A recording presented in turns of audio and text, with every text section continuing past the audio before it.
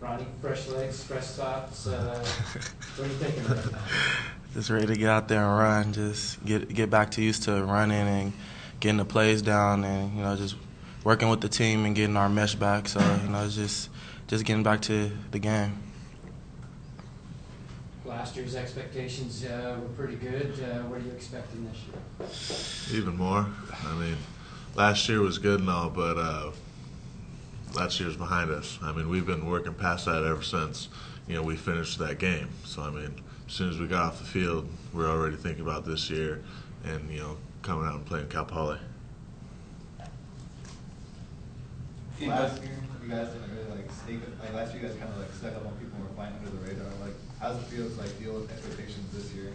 I think it's we had expectations last year too, and I think I understand where you're coming from with that. But at the same time, I think at the end of the season we played some tough teams, and we'd already we made our mark. I think TCU and Utah, they knew who we were. They knew that we were coming in tough, and we played them tough. Those are two games we probably should have won. But our expectations every year, year in, year out, are to win that game that week and be Mountain West Conference champions. So that's kind of going to be our goal. We're going to stick with that, and as long as we do that, we can go out every week, play our best football. We'll be in a position to accomplish those. So.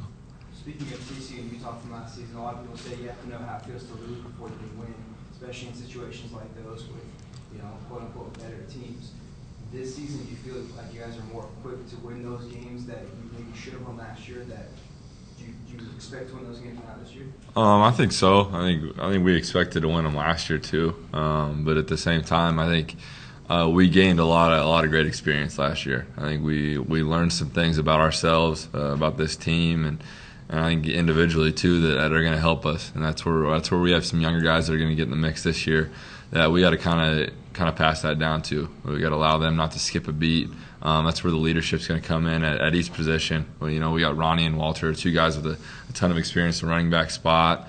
Tommie's been on the offensive line for a while. We got a ton of starters coming back there, and it's going to be we got a good group. I'm excited. And even on the defensive side, with the amount of guys that are going to get playing time this year that aren't as experienced, but the way they work, they're going to be able to rotate in and kind of not miss a beat. What do you guys think of the night practices? It's going to be nice. It'll be fun. It'll be nice. Yeah. A lot cooler. We'll be able to heat. get the freshmen out there, and that'll help to get the freshmen who are going to end up playing this year be able to gain valuable reps and experience on the practice field before we actually start playing. Ronnie, did you catch Marshall Falk's speech by any chance? What did you think of it, and what do you think of him? I mean, he's a great guy. You have that kind of talent to follow behind, and it's just something to admire and something to follow.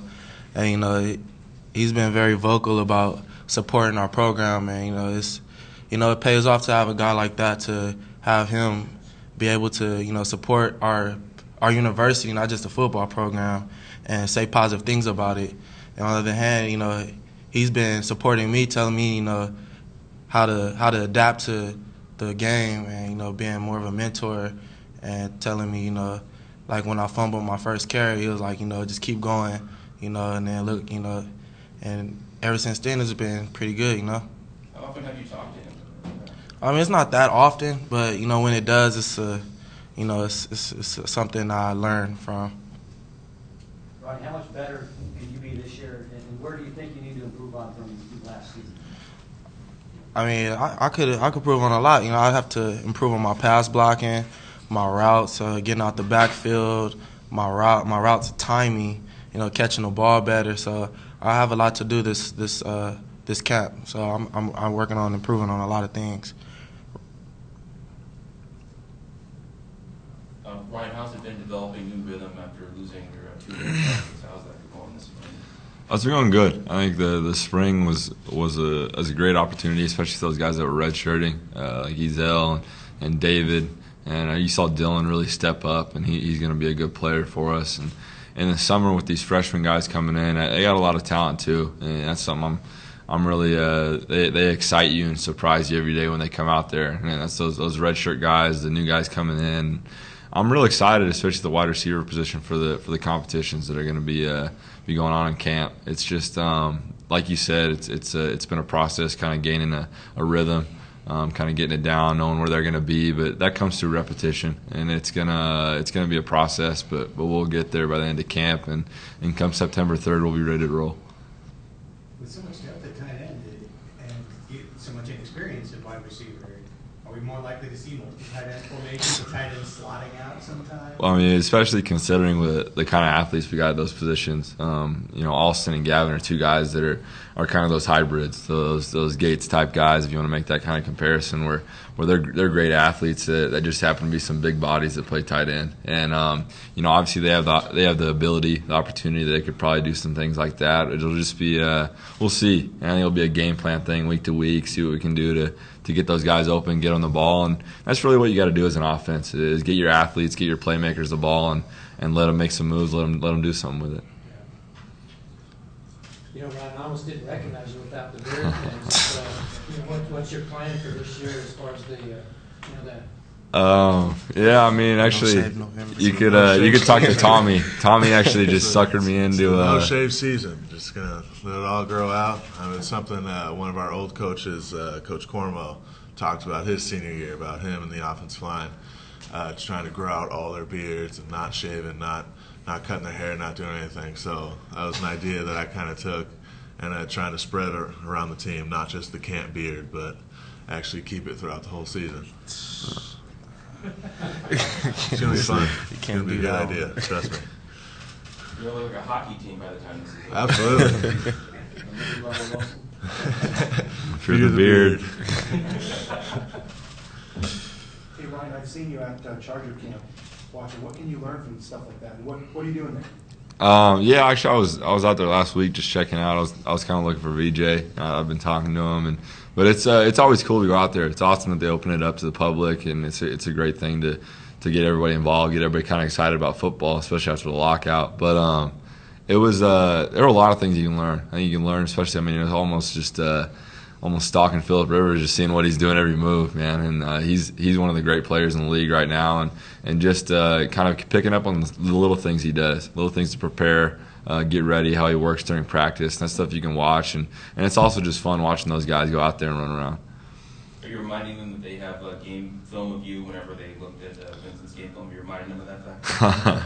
I haven't gotten a chance to do that, but I think I'm excited for VJ on that mark, and he's the guy that's going to work, and same for DeMarco and Sully. I know Sully and Jose both have an opportunity right now too, so it's awesome for those guys to have that opportunity. Actually, one more thing for you, Ronnie. Back to that fall thing. You guys both coming out of high school had issues where you wanted to run, and there were certain teams that didn't want you to be running backs, and then this school said, hey, come run, and then you guys have success. You sort of, when you look at him, say, okay, this is the guy who kind of went through the same sort of path that I did, and I could have that same sort of success. Yeah, he basically doing what I did. He basically did what I'm doing now way before I was even thought of. Well, not thought of. I was just born, but but it's something that you could pattern your skills off of, and just something that you could say, like, this guy's did it, and he's in the Hall of Fame now. So what football player doesn't want to be in the NFL Hall of Fame? So it's something that you could just all you could do is just congratulate the man on what he's done. How much Aztecs Folk video have you seen? I've seen it pretty much a lot. I like to watch how explosive he is, and how he took on blocks, and how he was aggressive. He was a hard runner too. So, I watched a lot of his feet work and how he attacked the line of scrimmage, and it's amazing.